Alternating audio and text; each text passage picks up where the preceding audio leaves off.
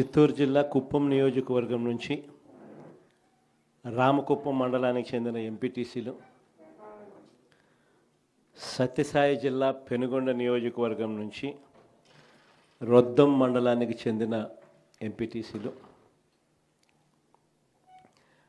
మడకశిర నియోజకవర్గం మడకశిర మున్సిపాలిటీకి సంబంధించిన కౌన్సిలర్లు, అన్నమయ్య జిల్లా రాజంపేట మున్సిపాలిటీకి సంబంధించి అక్కడి నుంచి వచ్చిన కౌన్సిలర్లు, వీరితో పాటు ఈ ప్రాంతాలకు సంబంధించిన ముఖ్య నేతలందరికీ కూడా పేరు పేరున హృదయపూర్వకంగా నమస్కారాలు తెలియజేస్తా ఉన్నాను.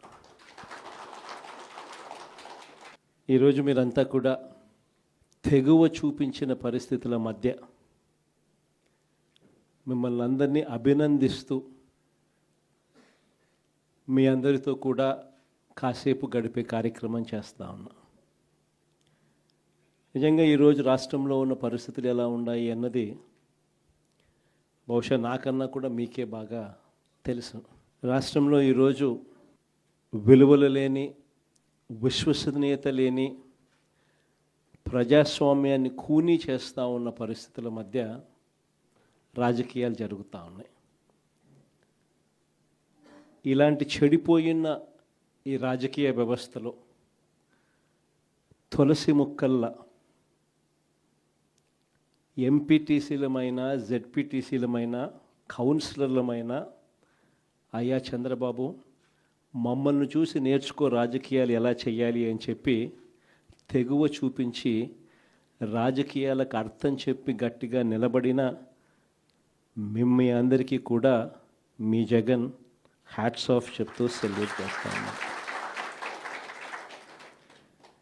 కారణం ఏమిటంటే రాజకీయాలలో ఉన్నప్పుడు విలువలు ఉండాలి. రాజకీయాల్లో ఉన్నప్పుడు విశ్వసనీయత అన్న పదానికి అర్థం తెలిసి ఉండాలి.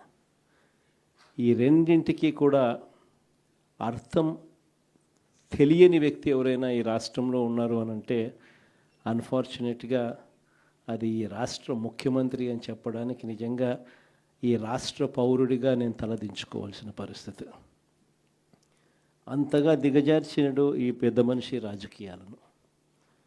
ఈరోజు రాజకీయాలలో ఇటువంటి దారుణమైన పరిస్థితులు కూడా చూడాల్సి వస్తుందని నేను ఎప్పుడు అనుకోలే.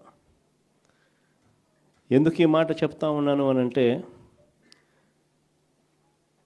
ఒకసారి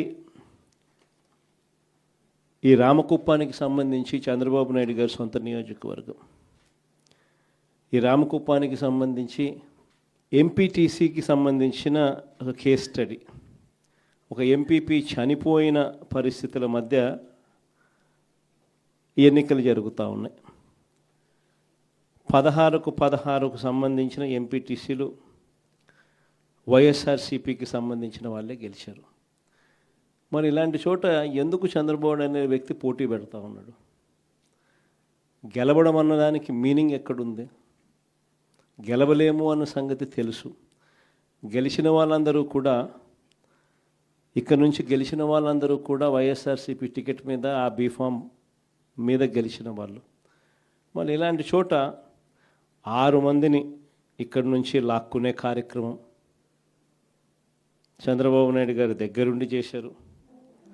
తర్వాత వైఎస్ఆర్సీపీ ఎంపీటీసీలు ప్రయాణం చేస్తూ ఉన్న, మిగిలిన ఎంపీటీసీలు ప్రయాణం చేస్తూ ఉన్న వాహనాన్ని దగ్గరుండి పోలీసుల చేత అడ్డుకున్నారు. హైకోర్టు ఆదేశాలతో భద్రత కల్పించాల్సిన పోలీసులు సాక్షాత్తుగా దగ్గరుండి చంద్రబాబు నాయుడు గారికి వాచ్మెన్ లాగా తయారయ్యారు. చివరికి కోరం లేకపోయినా కూడా 6 మంది సభ్యులు మాత్రమే చంద్రబాబు నాయుడు గారి ప్రలోభాలకు లొంగి అటువైపున వెళ్ళిన పరిస్థితుల మధ్య కూడా ఏకంగా డిక్లేర్ చేసుకున్నారు అధికారుల చేత. ఇలాంటి రాజకీయ వ్యవస్థతో మనం పోటీ చేస్తూ ఉన్నాం. సత్యసాయి జిల్లా పెనుగొండ నియోజకవర్గం రొద్దం మండలం, ఇక్కడ కూడా పరిస్థితి చూస్తే ఎలా ఉంది అంటే, ఏకంగా 15 ఎంపీటీసీలకు 15 ఎంపీటీసీలు వైఎస్ఆర్సీపీనే గెలిచింది. మళ్ళీ ఇక్కడ పోటీ పెట్టే పరిస్థితి మామూలుగా ఎవరు చేయకూడదు. ఇక్కడ కూడా ఎంపీపీ చనిపోయిన పరిస్థితుల మధ్య ఇక్కడ ఎంపీపీని ఎన్నుకునే ఉప ఎన్నిక జరుగుతూ ఉంది. ఇక్కడ కూడా తారుమారు చేయడానికి చాలా కష్టపడ్డాడు. దగ్గరుండి చంద్రబాబు నాయుడు గారే తన కుప్పంలో ఇలాంటి దిక్కుమాలిన రాజకీయాలు తానే చేస్తూ రాష్ట్రంలో ఉన్న అన్ని ప్రాంతాలకు కూడా ఇదే మాదిరిగా మీరు కూడా రాజకీయాలు చేయండి అని చెప్పి తానే దిక్సూచిగా నిలుస్తూ తానే ఇలాంటి చెడిపోయిన రాజకీయాలను ప్రేరేపిస్తూ ఉన్నాడు. సత్యసాయి జిల్లా మడకశిర మున్సిపాలిటీ 20 మంది ఇక్కడి నుంచి కౌన్సిలర్లు, వైఎస్ఆర్సీపీకి సంబంధించి 15 మంది గెలిచారు. చంద్రబాబు నాయుడు గారికి సంబంధించి 5 మంది మాత్రమే గెలిచారు. పాపం ఎస్సీ కాన్స్టిట్యున్సీ లక్కప్ప లాంటి పాపం ఒక చిన్న కార్యకర్త అక్కడి నుంచి మన పార్టీ తరఫున ఎమ్మెల్యేగా నేను ఎస్సీ కాన్స్టిట్యున్సీ ఇలాంటి చోట కూడా ప్రలోభాలు పెట్టి ఆ కౌన్సిలర్లను లాగాలి అని చెప్పి విశ్వ ప్రయత్నం చేస్తూ ఉన్నాడు అని అంటే రాష్ట్ర చరిత్రలో ఎవడు ఉండడు ముఖ్యమంత్రి స్థానంలో. అయినా కూడా ఆ 15 మందిలో కూడా చాలామంది గట్టిగా నిలబడిన పరిస్థితులు, కొంతమందిని మాత్రం ప్రలోభాలకు అటువైపున వెళ్ళిన పరిస్థితుల మధ్య చూస్తూ ఉన్నాం. అన్నమయ్య జిల్లా రాజంపేట ఈ మున్సిపాలిటీ అయితే 29 మంది కౌన్సిలర్లకు గాను 24 కౌన్సిలర్లు వైఎస్ఆర్సీపీ టికెట్ మీద గెలిచిన వాళ్ళు. మరి 29లో 24 మంది వైఎస్ఆర్సీపీ టికెట్ మీద గెలిచిన పరిస్థితులు ఉన్నప్పుడు తెలుగుదేశం పార్టీకి సంబంధించి కేవలం 4 మాత్రమే గెలిచిన పరిస్థితులు రాజంపేటలో ఉన్నప్పుడు ఒకడు ఇండిపెండెంట్గా గెలిచారు. మరి సంఖ్యాబలం లేనప్పుడు ఇక్కడ చంద్రబాబు నాయుడు గారు ఎందుకు ఇలాంటి హేయమైన రాజకీయాలను ప్రేరేపిస్తున్నాడో ఎవరికీ తెలియదు. కానీ ఇక్కడ కూడా ఎంత కష్టపడినా కూడా ఒకడంటే ఒకడు కూడా పోని పరిస్థితిలో కూడా ఇక్కడ కూడా మన వాళ్ళు చాలా గట్టిగా కూడా నిలబడతా ఉన్నారు అని అంటే నిజంగా గొప్ప సంగతి. ఇక్కడ అందరికీ కూడా అభినందించాల్సిన అవసరం ఉంది. నాకు బాగా గుర్తుంది, అన్ని మున్సిపాలిటీలు మనమే గెలిచాం, అన్ని కార్పొరేషన్లు మనమే గెలిచాం. 2 మున్సిపాలిటీలు మాత్రం తెలుగుదేశం పార్టీ వాళ్ళు గెలిచారు. తాడిపత్రిలో వాళ్ళు 18, మనం 16. వాళ్ళకు మనకు తేడా 2 కౌన్సిలర్లు. ఆశ్చర్యం ఏమిటో తెలుసా, ఆ 2 కౌన్సిలర్లు లాగేయాలని మన ఎమ్మెల్యే. మీ జగన్ ముఖ్యమంత్రిగా ఉండగా ఏం చేశాడో తెలుసా, మన ఎమ్మెల్యేను మీ జగన్ హౌస్ అరెస్ట్ చేశాడు. ఇంట్లో నుంచి కదలనేలా ఎన్నిక అయ్యేదాకా. ఎన్నిక సాఫీగా జరిగించాం. జరిగితే తెలుగుదేశం పార్టీ వాళ్ళు గెలిచారు. మున్సిపల్ చైర్మన్గా తెలుగుదేశం పార్టీకి సంబంధించినాడు, మున్సిపల్ చైర్మన్గా వాళ్ళకి సంబంధించినాడు అయినాడు. నాతో మళ్ళీ ఎమ్మెల్యే నా దగ్గరికి వచ్చాడు, నా ఏంది నా ఇది, మన ప్రభుత్వంలో నువ్వే నన్ను ఇంట్లో నుంచి కదలుకోకుండా కట్టడి చేసి తెలుగుదేశం పార్టీ 18 స్థానాలు వాళ్ళ ఉన్నాయి, 16 స్థానాలు మనవి ఉంటాయి, 2 స్థానాలే కదన్నా లాగేసి ఉంటే సరిపోయేది కదన్నా, నన్నే నువ్వు కట్టడి చేస్తే ఎట్టన్నా అని. అరే నేను అన్న, ప్రజాస్వామ్యంలో గెలిచాం, ఏదైతే గెలిచామో అదే మనది. దేవుడు ఆశీర్వదించాలి, ప్రజలు ఆశీర్వదించాలి, అప్పుడే ఏదైనా కూడా ఆ పదవి మనం తీసుకోవాలి, అప్పుడే ఆ పదవికి గౌరవం అని చెప్పి నేను చెప్పా. కానీ ఆ రోజు రాజకీయాలు మనం అలా చేస్తే ఈరోజు అదే తాడిపత్రిలో అదే పెద్దారెడ్డి పరిస్థితి. ఎలక్షన్స్ అయిపోయిన తర్వాత తాడిపత్రి నియోజకవర్గంలో ఒక ఎమ్మెల్యేగా పోటీ చేసిన మన ఎమ్మెల్యే క్యాండిడేట్ను ఊర్లోకి రానికోకుండా పోలీసులు కట్టడి, ఊర్లోకి రాకోకుండా తాడిపత్రిలో అదే ఎమ్మెల్యే, ఇప్పుడు ప్రస్తుత ఎమ్మెల్యే అభ్యర్థి ఊర్లోకి వస్తే నిన్ను కొడతాం, తిడతాం, ధ్వంసం చేస్తామని చెప్పి ఏకంగా ఆర్డర్లు పాస్ చేసి ఇల్లులు ధ్వంసం చేసి మన కార్యకర్తలను ఇబ్బంది పెడతా ఉన్న పరిస్థితులు చూస్తూ ఉన్నప్పుడు నిజంగా రాజకీయాలు మనం చేసినది, చంద్రబాబు నాయుడు చేసినది, మనం ఈ పక్క ఉంటే అది ఆ పక్క ఉంది. ఎందుకు ఈ విషయాలన్నీ చెప్తా ఉన్నానంటే నాయకుడు అనేవాడు ఎలా ఉండాలి అనేదానికి నిదర్శనం. మన ఎంపీటీసీలు ఎవరైతే ఇవాళ తెగో చూపుతూ ఉన్నారో, విలువలకు విశ్వసనీయతకు గట్టిగా నిలబడి మేము ఎంపీటీసీలమైనా జెడ్పీటీసీలమైనా కౌన్సిలర్లమైనా అయ్యా చంద్రబాబు నీకన్నా పోలిస్తే మేము చాలా చిన్న పదవుల్లో ఉన్నవాళ్ళము, అయినా కూడా మాకు విలువలు ఉన్నాయి, విశ్వసనీయత ఉంది, రాజకీయాలకు అర్థం మేము చెప్తా ఉన్నాం. నిన్ను చూస్తే రాజకీయాలే సిగ్గుతో తలంచుకోవాల్సిన పరిస్థితిలో ఉన్నాయి. నువ్వు ముఖ్యమంత్రి స్థానంలో కూర్చున్నావు, తల దించుకో అయ్యా చంద్రబాబు అని చెప్పి ఇక్కడి నుంచి మన వాళ్ళు సంకేతం ఇస్తూ ఉన్నారు చంద్రబాబు నాయుడు గారు. ఎన్ని కష్టాలున్నా కూడా చిక్కటి చిరునవ్వుతోనే ఉన్నాం. చిక్కటి చిరునవ్వుతోనే ప్రజలకు చెప్పిన ప్రకారం మేనిఫెస్టోలో ఏదైతే మాట చెప్పామో ఆ చెప్పిన ప్రతి మాట, కోవిడ్ లాంటి కష్టాలున్నా కూడా మీ జగన్ ఏ రోజు కూడా బటన్ నొక్కడంలో ఏ రోజు కూడా వెనకడుగు వేయలేదు. నేను ఒకటి చెప్తా ఉన్నా, ఈరోజు కార్యకర్తలు పడుతూ ఉన్న బాధలు నా కళ్ళతో నేను చూస్తూ ఉన్నా. కేవలం వైఎస్ఆర్ కాంగ్రెస్ పార్టీని ప్రేమించినందుకు, కేవలం జగన్ను సొంత కుటుంబ సభ్యుడిగా ఆప్యాయంగా ఆదరించినందుకు ఈరోజు వైఎస్ఆర్సీపీ కార్యకర్తలకు ఏదైతే ఇబ్బందులు పడుతూ ఉన్నారో ఆ బాధలు, ఆ కష్టాలు స్వయంగా నేను చూశా కాబట్టి ఈరోజు చెప్తా ఉన్నా. ఇక నెక్స్ట్ వచ్చే జగన్ 2.0లో మాత్రం పరిస్థితి ఇటుండదు అని చెప్తాను. మొట్టమొదట పీఠం కార్యకర్తకే వేస్తా, ఈ మాత్రం ఖచ్చితంగా చెప్తాను.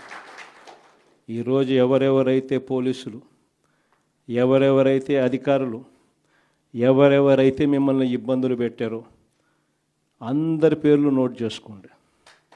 నేను చెప్తా ఉన్నా, మీరు నోట్ చేసుకోండి. ఒక్కొక్కడిని మాత్రం యూనిఫామ్కు ఉన్న వాల్యూ ఏమిటి అనేది వాళ్ళకి అర్థం కావాలి. యూనిఫామ్ అంటే ప్రజలకు మేలు చేయడం కోసం యూనిఫామ్, అంతేగాని అధికారంలో ఉన్న వాళ్ళ కోసం సలాములు కొడుతూ గులాంగిరి చేస్తూ ఇటువంటి చిత్రహింసలు పెట్టే కార్యక్రమం ఈరోజు అయితే ఏదైతే జరుగుతూ ఉందో, ఎవడెవడైతే అధికారి, ఎవడెవడైతే వైఎస్ఆర్సీపీ కార్యకర్తను ఎవడెవడైతే ఇబ్బంది పెట్టాడో వాళ్ళందరినీ కూడా చూస్తూ ఊరుకోము. చట్టం మీద దోషులుగా నిలబెడతాము. ఒకవేళ వాళ్ళు రిటైర్ అయిపోయి వెళ్ళిపోయినా, లేకపోతే వాళ్ళు దేశం విడిచిపెట్టిపోయినా కూడా ఎవరిని వదిలిపెట్టం. సప్త సముద్రాల అవతలున్నా కూడా అందరినీ కూడా పిలిపించే కార్యక్రమం చేస్తాం. పిలిపించిన తర్వాత సినిమా మామూలుగా ఉండదు. సినిమా మాత్రం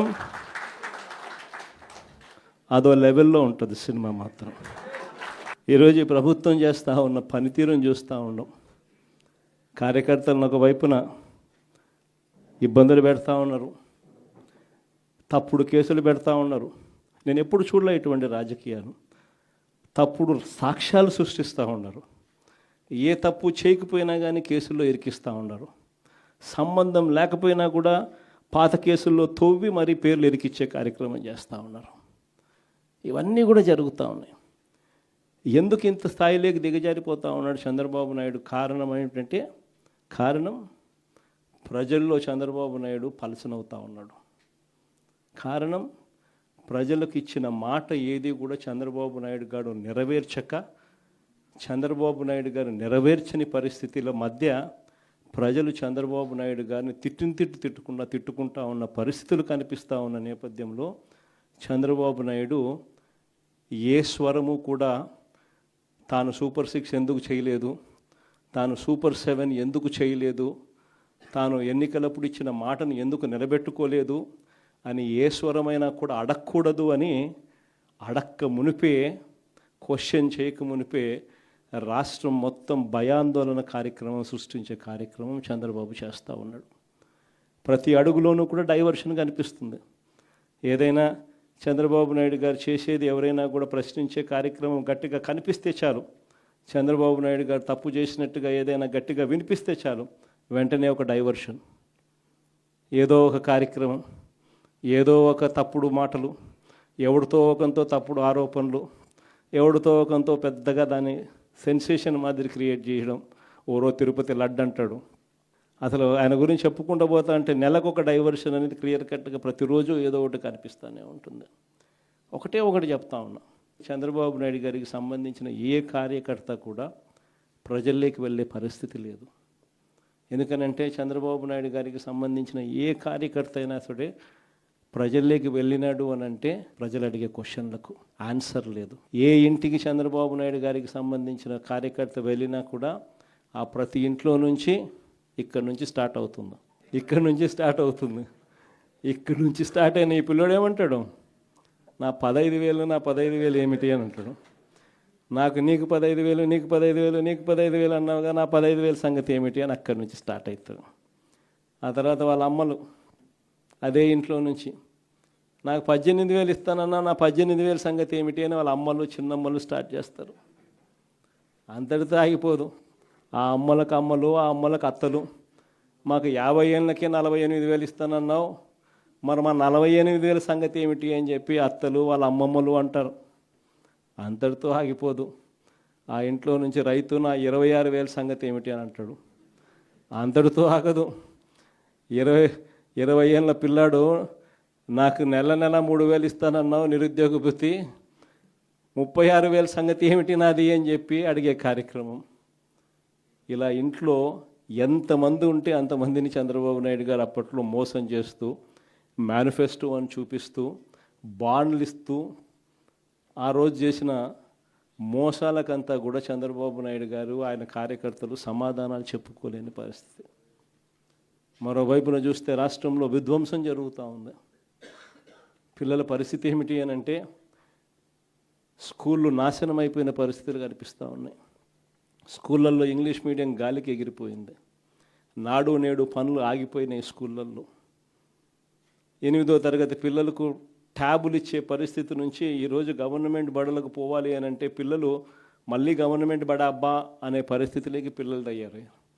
అదే మన ప్రభుత్వ హయాంలో చక్కగా ఇంగ్లీష్ మీడియం బడులలో నాడు నేడు పనులతో, చక్కటి గోరుముద్ద కార్యక్రమంతో, అమ్మఒడి అనే కార్యక్రమం తీసుకుంటూ 8వ తరగతికి వచ్చేసరికి ట్యాబులు అందిస్తూ తీసుకుంటూ చక్కగా గవర్నమెంట్ బడులకు పిల్లలు పోయే పరిస్థితి నుంచి రివర్స్ గేర్ లేక మొత్తం చదువుల రంగం మొత్తం పోయింది.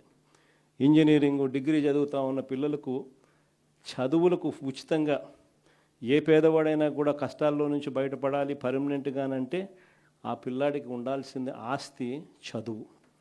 ఆ పిల్లాడి చేతిలో డిగ్రీ, ఆ పిల్లాడి చేతిలో ఒక ఇంజనీరింగ్ డిగ్రీనో, మెడిసిన్ డిగ్రీనో, పెద్ద పెద్ద చదువుల డిగ్రీనో ఆ పిల్లాడి చేతిలో ఉంటే ఆ కుటుంబం ఏ పొద్దైనా పేదరికం నుంచి బయటకు వస్తుంది. అలాంటి ఫీజు రీయింబర్స్మెంట్ కార్యక్రమం మనం ప్రతి 3 నెలలకు ఒకసారి, 3 నెలలు అయిపోతానే ఆ పిల్లాడికి ఫీజులు ఇస్తూ, పూర్తి ఫీజులు ఇస్తూ, విద్యా దీవెన, వసతి దీవెన అంటూ ఆ పిల్లాడికి తోడుగా ఉంటూ, ఆ తల్లిదండ్రులకు అండగా ఉంటూ విద్యా దీవెన, వసతి దీవెన ఇస్తూ మనం ఆ పిల్లాడిని చక్కటి చదువులు మన ప్రభుత్వ హయాంలో చెప్పిస్తే ఈరోజు ఏకంగా ఆ పిల్లల చదువులకు సంబంధించి ఏకంగా సంవత్సరం అయిపోయింది. ఈ పెద్ద మనిషి ముఖ్యమంత్రి అయ్యాడు, సంవత్సరం అయిపోయింది. 3,900 కోట్లకు గాను సున్నం కొట్టేశాడు. 700 కోట్ల రూపాయలు మాత్రమే ఇచ్చి 3,200 కోట్లు బాకీ. ఈ సంవత్సరం మళ్ళీ 3,900 కోట్లు మళ్ళా ఇవ్వాలి ఈ బడ్జెట్లో. మొత్తం కలిపి ఈ సంవత్సరానికి పాత సంవత్సరానికి ఆడ 3,900, ఈ సంవత్సరం 3,900 కాను ఈయన ఇచ్చింది కేవలం 700 కోట్లు. పిల్లలకి ఈరోజు చదువులు పోలేని పరిస్థితి, పిల్లలు ఈరోజు చదువుకోలేని పరిస్థితి, తల్లిదండ్రులు ఆస్తులు అమ్ముకుంటా ఉన్న పరిస్థితి. వైద్యం గురించి నేను చెప్పాల్సిన పనుల, ఆరోగ్యశ్రీ కార్డు ఉంటే మన ప్రభుత్వ హయాంలో 25 లక్షల దాకా ఉచితంగా వైద్యం. ఏ పేదవాడైనా కూడా గర్వంగా వైఎస్ఆర్సీపీ హయాంలో ఆరోగ్యశ్రీ కార్డు పెట్టుకొని ఏ ఆరోగ్య సమస్య వచ్చినా కూడా కార్పొరేట్ హాస్పిటల్కి పోతే చిక్కటి చిరునవ్వుతో ఆపరేషన్ చేయించుకొని, ఆపరేషన్ అయిపోయిన తర్వాత రెస్ట్ పీరియడ్లో నెలకు 5,000 రూపాయలు ఇంట్లో రెస్ట్ తీసుకునే దానికోసం, 2 నెలలు అయితే 10,000 రూపాయలు రెస్ట్ తీసుకునే దానికోసం కూడా డబ్బులు జోబులో పెట్టి ఆ పేదవాడిని ఇంటికి పంపించే పరిస్థితి. ఈరోజు ఆరోగ్యశ్రీ బిల్లులు నెలకు 300 కోట్లు అవుతుంది. దమ్మిడి ఈల ఇంతవరకు. ఆరోగ్య ఆసరా సంవత్సరానికి 450 కోట్లు అవుతుంది. దమ్మిడి ఈల. ఆరోగ్యశ్రీ హాస్పిటల్స్ అందరూ కూడా బోర్డు తిప్పేసినారు. ఎవడైనా పేషెంట్ వస్తే మేము చేయలేమని చెప్పే పరిస్థితిలోకి ఆరోగ్యశ్రీకి సంబంధించిన హాస్పిటల్స్ అన్నీ కూడా తయారయ్యాయి. ఈరోజు పేదవాడికి ఆరోగ్యం బాగోలేకపోతే అప్పుల పాలైతే కానీ వైద్యం అందని పరిస్థితులకి ఆ పేదవాడు వెళ్ళిపోయాడు. రైతుల గురించి నేను చెప్పాల్సిన పనుల, ఏ ఒక్క పంటకు కూడా గిట్టుబాటు ధర రాని పరిస్థితి ఇప్పుడే చూస్తూ ఉన్నాం. ధాన్యం, మిరప, పత్తి, జొన్న, కందులు, మినుములు, పెసలు, సజ్జలు, రాగులు, వేరుశనగ, టమాటో, చీని, పొగాకు, ఏ పంట తీసుకున్నా కూడా, చెరుకు, ఏ పంటకు గిట్టుబాటు ధరలు లేవు. రైతు ఈరోజు దళారీల పాలైపోయాడు. రైతు పరిస్థితి ఈరోజు దళారీల పాలైపోయిన పరిస్థితులు. ఆర్బీకేలు ఈరోజు నీరు గారిపోయిన పరిస్థితులు. రైతులకు మన హయాంలో ఉచిత పంటల బీమా ఇచ్చి ఆదుకున్న పరిస్థితి మనదైతే, మన ప్రభుత్వంలో ఈరోజు రైతులను గాలికి వదిలేసి ఉచిత పంటల బీమా గాలికి ఎగిరిపోయిన పరిస్థితి ఈరోజు చంద్రబాబు నాయుడు హయాం. గాలి వాన వచ్చినప్పుడు, వరదలు వచ్చినప్పుడు, తుఫాన్లు వచ్చినప్పుడు మన ప్రభుత్వ హయాంలో ఎలా ఉండేది? మొట్టమొదటగానే వచ్చిన వెంటనే మీ జగన్ కనపడేవాడు అక్కడ, వచ్చిన వెంటనే మన ఎమ్మెల్యేలు కనపడేవాళ్ళు అక్కడ, వచ్చిన వెంటనే మన మంత్రులు కనపడేవాళ్ళు అక్కడ. సీజన్ ముగిసేలోగా ఆ రైతులకు ఇన్పుట్ సబ్సిడీ ఇచ్చి మనం తోడుగా ఉన్న పరిస్థితి మన హయాంలో ఉంటే, ఈరోజు రైతులకు ఆదుకునే నాతుడు లేక రైతులు ఈరోజు అల్లాడిపోతూ ఉన్న పరిస్థితులు రాష్ట్రంలో కనిపిస్తూ ఉన్నాయి. రైతులకు పెట్టుబడి సహాయం కింద మన హయాంలో రైతు భరోసా ఇస్తే, చంద్రబాబు నాయుడు హయాంలో దాన్ని 26,000 చేస్తానన్నాడు. 26,000 కదా దేవుడు ఎరుగు, వచ్చి ఆ 13,500 కూడా ఎగిరిపోయిన పరిస్థితుల్లో ఈరోజు రైతన్న వ్యవసాయం చేస్తూ ఉన్నాడు. ఏ రంగం చూసుకున్నా కూడా ఇదే మాదిరిగానే భ్రష్టు పట్టిన పరిపాలన ఈరోజు చూస్తూ ఉన్నాం. మరోవైపున చూస్తే కరప్షన్ విడిగా జరుగుతూ ఉంది. ఏ స్థాయిలో కరప్షన్ జరుగుతూ ఉంది అన్నదానికి ఈరోజు మన గ్రామాలు నిదర్శనంగా కూడా నిలబడతా ఉన్నాయి. మీ జగన్ హయాంలో, వైఎస్ఆర్సీపీ హయాంలో రైతులను రాజుగా భావించి రైతులకు ₹2.49 ప్రభుత్వం మీద భారం పడకుండా రైతులకు ఉచితంగా కరెంటు 9 గంటల పాటు ఇచ్చే విధంగా 30 ఏళ్ల పాటు రాష్ట్ర ప్రభుత్వానికి ఇబ్బంది లేకుండా రైతుల ముఖంలో చిరునవ్వును చూడాలని ఉచితంగా రైతులకు కరెంట్ ఇచ్చేందుకు ₹2.49 మనం సెకీతో ఒప్పందం చేసుకొని ఒక చారిత్రాత్మక ఘటం మనం చేస్తే, దాన్ని కూడా తప్పుపట్టిన ఈ పెద్ద మనుషులు చంద్రబాబు నాయుడు లాంటి ఈ పెద్ద మనుషులు ఈరోజు ఏం చేశారు? ₹4.60 ఈరోజు ఒప్పందం చేసుకుంటా ఉన్నారు. ఆ రోజు ₹2.49 గగ్గోలు పెట్టిన వాళ్ళందరూ ఈరోజు ₹4.60 ఈరోజు కొనుగోలు చేస్తామని చెప్పి ఒప్పందాలు చేసుకుంటా ఉన్నారు. ఆ స్థాయిలో ఈరోజు కరప్షన్. రూపాయికి ఇడ్లీ వస్తుందో లేదో నాకైతే తెలియదు, రూపాయికి ఇడ్లీ వస్తుందో లేదో నాకైతే తెలియదు, కానీ రూపాయికే చంద్రబాబు నాయుడు గారి హయాంలో, ఆయన కరప్షన్ హయాంలో ఉర్సా లాంటి ఆయన బెనామీ కంపెనీకి, ఊరు పేరు లేని ఈ కంపెనీకి విశాఖపట్నంలో ₹3,000 కోట్ల భూములు ఇస్తారు ఈ పెద్ద మనిషి చంద్రబాబు నాయుడు. ఇంకొక కంపెనీ లూలు అంట. ఈ లూలు గ్రూపులకు, లిల్లీ గ్రూపులకు మరో 1,500 కోట్ల విలువ చేసే భూములు రూపాయికి దారాదత్తం.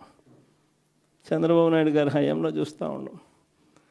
ఈరోజు గ్రామంలో మద్యం మాఫియా జరుగుతూ ఉంది.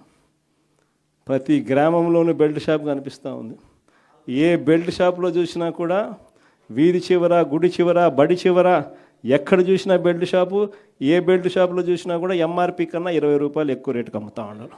హోమ్ డెలివరీ అయితే ₹30 ఎక్కువ. ఎక్కడ చూసినా మాఫియా, ఇసుక మాఫియా. మన హయాంలో కనీసం గవర్నమెంట్ కన్నా ఆదాయం వచ్చేది సంవత్సరానికి 750 కోట్లు. ఈరోజు చూస్తే గవర్నమెంట్కు రూపాయి రావడంలా ఉచిత ఇసుక అంటాడు. ఇసుక చూస్తే మన హయాంలో అమ్మేదానికన్నా డబుల్ రేటుకి అమ్ముతూ ఉన్నారు ఇసుక. మనం దాదాపుగా 80 లక్షల టన్నులు మనం స్టాక్ పెడితే, ఎండాకాలంలో మనం రెడీగా పెట్టి వర్షాకాలంలో ఇబ్బంది పడుకోకుండా రాష్ట్రం ఉండాలని చెప్పి 80 లక్షల టన్నులు మనం స్టాక్ పెడితే, ఈయన ప్రభుత్వం రాగానే ఎడాపెడా స్టాక్ మొత్తం అమ్మేసినారు. అమ్మేసి ఆ తర్వాత ఉచిత ఇసుక అంటారు. లెఫ్ట్ రైట్ ఈ సెంటర్ దోచేస్తూ ఉన్నారు. ఈరోజు గ్రామంలో, ఈరోజు మన నియోజకవర్గంలో ఇసుకైనా సరే, సిలికా అయినా సరే, క్వాడ్స్ అయినా సరే, మైన్స్ అయినా సరే, చివరికి ఈ నియోజకవర్గంలో ఏదైనా పరిశ్రమ నడపాలన్నా సరే, ఏదైనా ఇక్కడ నడపాలంటే, ఏదైనా జరగాలనంటే ఎమ్మెల్యే దగ్గరికి రావాలా, ఎమ్మెల్యేకి అంతో ఇంతో ఇవ్వాలా, ఎమ్మెల్యే ముఖ్యమంత్రికి అంతో ఇంతో ఇవ్వాలా. ఇస్తే తప్ప నుంచి ఈరోజు రాష్ట్రంలో ఎటువంటి వ్యాపారాలు ఎవడు చేయలేని పరిస్థితిలో ఈరోజు రాష్ట్రం ప్రయాణం చేస్తూ ఉంది. ఇంత విచ్చలవిడిగా భయము జంకు బొంకు లేకుండా కరప్షన్. ఒకవైపున వీళ్ళు కరప్షన్ చేస్తారు, ఒకవైపున తప్పుడు ఆరోపణలు చేస్తూ టాపిక్ డైవర్ట్ చేసేందుకు మన హయాంలో ఏదో జరిగింది అని చెప్పి జరగని తప్పును జరిగినట్టుగా బిల్డప్ చేస్తూ ఒక బేతాళ విక్రమార్క కథ చెప్తారు. దాన్ని ఈనాడోడు, ఆంధ్రజ్యోతోడు, ఓ TV5 వాడు డంకా బజాయించి వాయిస్తారు. ఈరోజు రాష్ట్రంలో ఇలాంటి అన్యాయమైన పరిస్థితి చూస్తూ ఉన్నాం.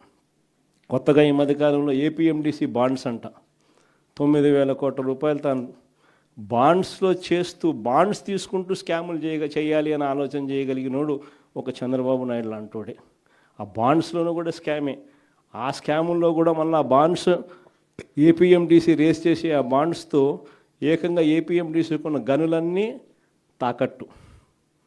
ఈ బాండ్లు ఎవరి దగ్గర అయితే డబ్బులు ఇస్తారో వాళ్ళకందరికీ ఈ APMDC గనులన్నీ కూడా వాళ్ళకు తాకట్టు.